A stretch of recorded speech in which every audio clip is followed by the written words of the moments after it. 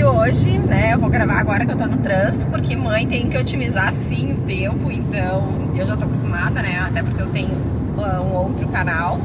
E a gente vai conversar um pouquinho sobre os gastos, né, os custos que se tem no primeiro ano de vida. E esse vídeo eu acho que é muito importante pra gente debater, porque tem muitas coisas que não se falam, né? Tu vai colocar na internet, vai ter aquela lista de enxoval, e aí se pensa que é só isso, e quando chega na realidade o negócio é bem diferente, tá?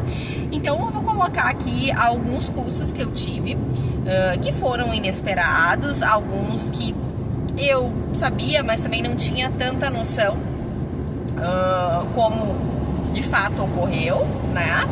E para que se torne mais claro, né, para quem tá nesse período gestacional ou tá pensando em ser mãe. E aí, Pri, como é que eu me organizo de uma maneira melhor, tá? Então vamos lá. O primeiro custo, né, que eu tive com o meu nenê, que foi assim inesperado, foi a cirurgia do freio da língua, tá?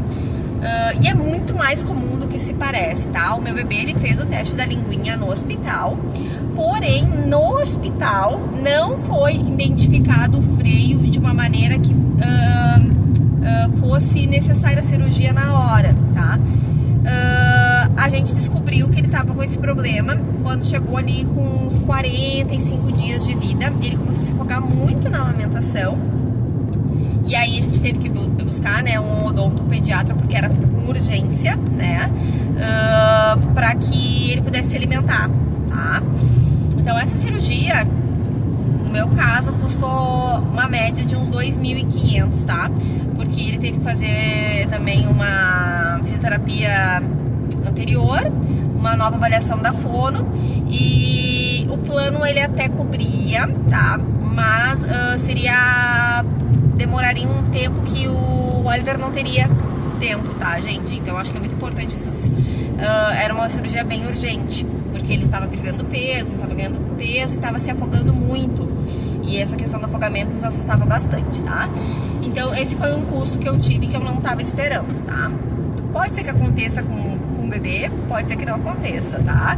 Mas ninguém me falou, eu não tinha nem noção e comigo aconteceu, tá? Segundo custo que a gente teve foi remédio para cólica, tá? Geralmente essas cólicas elas duram até 3 meses. Eu utilizei na época um remédio que eu vou até deixar o link aqui, que foi muito bom, foi melhor que o Colic Kids, que também é muito receituado pelos pediatras, né? Mas a gente usou o Floripa, tá? O Floripa foi muito bom, um preço um pouco mais acessível, ele é mais natural e deu muito certo, meu filho, assim, tirou com a mão. Então, remédios para cólica, tá? Só que eles são pequenos, né? Então, às vezes dura 15 dias e é um custo elevado. Terceiro ponto que parece ser muito natural, mas comigo não foi, mamadeira, tá? Quando chegou ali perto dos 2 meses e meio após o meu bebê fazer a cirurgia da língua, a gente ia começar a introdução da mamadeira para que ele fosse para a escolinha, tá? E diferente do que eu achei que fosse, eu ia dar qualquer mamadeira. Então eu fui até farmácia, né? Eu já tinha comprado aquela normal da Avante, ele não pegou. Fui e comprei a pétala, né? Que todo mundo me falava que era muito boa e que daria muito certo, enfim. E não deu, tá? Ele não pegou a pétala, que também é uma mamadeira bem cara. E a partir daí começou a saga das mamadeiras. Então eu gastei muito com mamadeira, porque isso eu vou deixar um outro vídeo, tá? Que eu vou gravar depois. Começou a saga de a gente achar um bico que fosse mais compatível para aceitação dele, tá? Então eu gastei bastante, tá? Não foi pouco, tá, gente? Deu mais de R$1.000 em custos com mamadeira pro meu filho. E aí, ok, né? Terminou esse processo.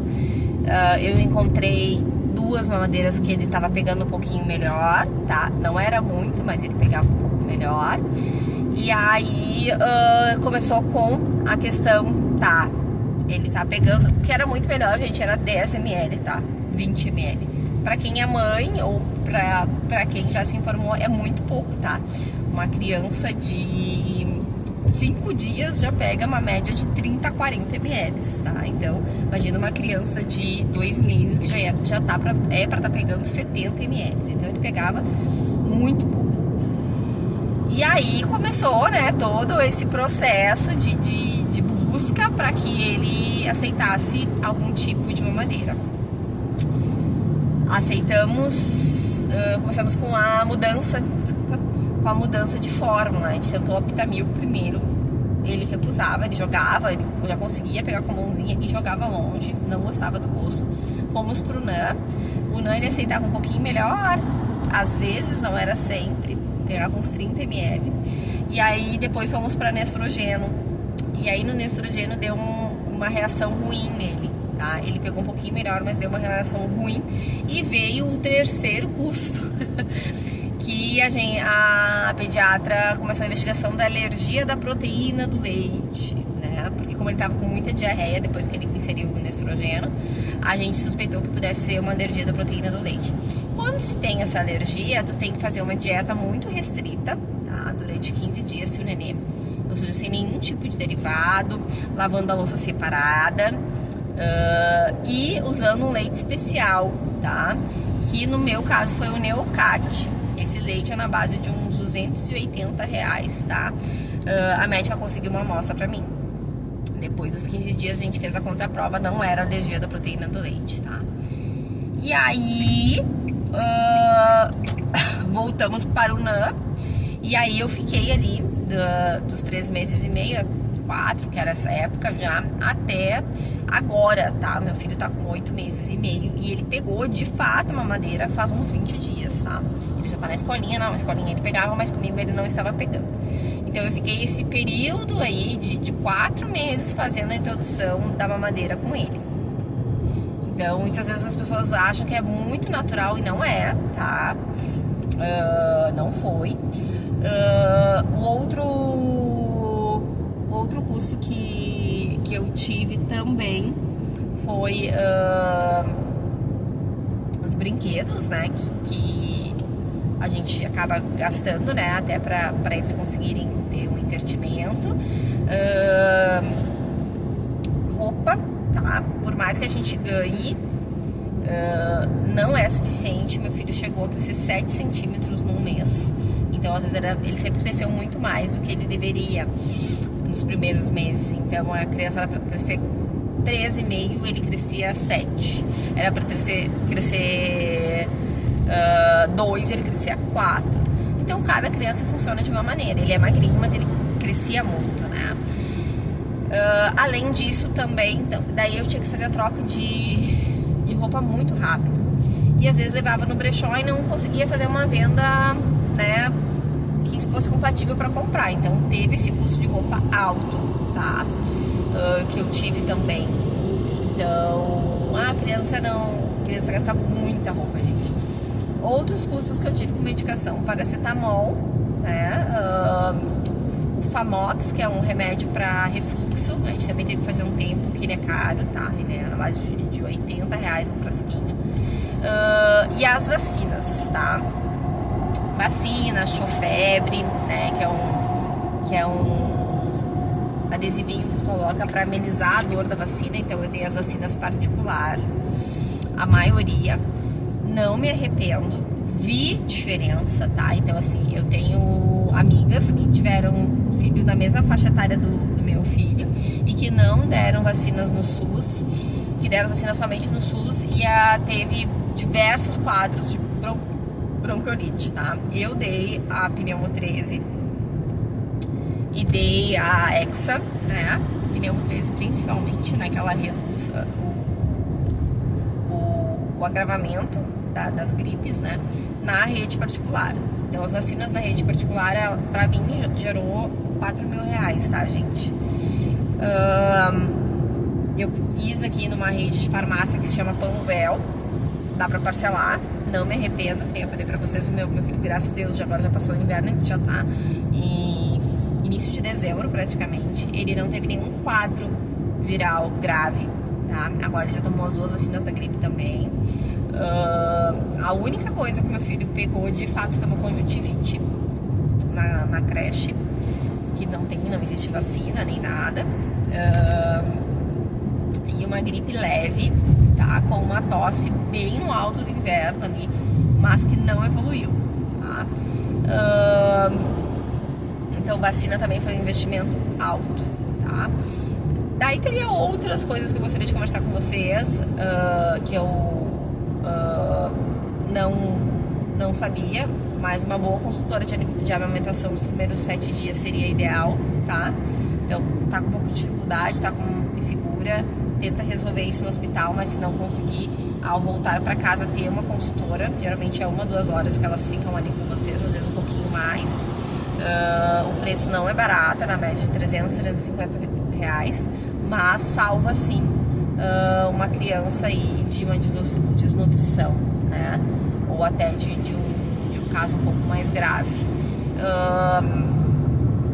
Eu acho que de primeiro momento foi isso assim que eu tive de custo, né? Claro que depois assim começando a introdução alimentar, vai ter o kit da introdução alimentar, cadeirinha, alguns potes para armazenamento, né? Bolsa para sair, geralmente eu tenho mais de uma bolsa, tenho uma mochilinha mais uma bolsa de passeio maior, e isso é muito importante, tá, gente? Eu tive um momento que eu tive que ir pro hospital, que eu passei mal, e a gente não tinha a gente tinha, só que eu nunca tinha deixado pronta uma mochila para emergência, né? O que é essa mochila para emergência? É uma mochila que tem uma quantidade significativa de roupa, então umas 3, 4 peças de roupa da estação e mais alguma pra noite, assim, né?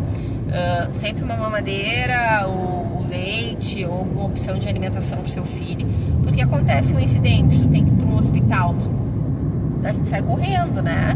Então, ter isso organizado, fralda, pomada, se tem algum objeto de apego, um brinquedinho, né?